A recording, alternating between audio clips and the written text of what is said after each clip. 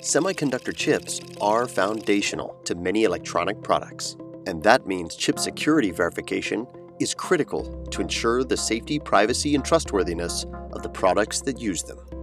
Unlike software, there isn't a patch for chip hardware, meaning that systems with security compromises remain vulnerable for years. So how can you be certain your chips and devices are secure? That's where Tortuga Logic comes in. We detect and remediate security vulnerabilities early and efficiently with our three-step process.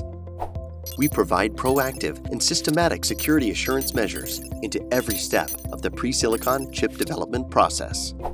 We start with security requirements from stakeholders, the user design, and CWE to compile into security rules.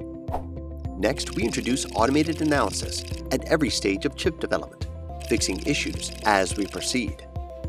The security monitor is generated from the security requirements and applied at each phase as the chip evolves. Using Radix S for simulation and Radix M for emulation.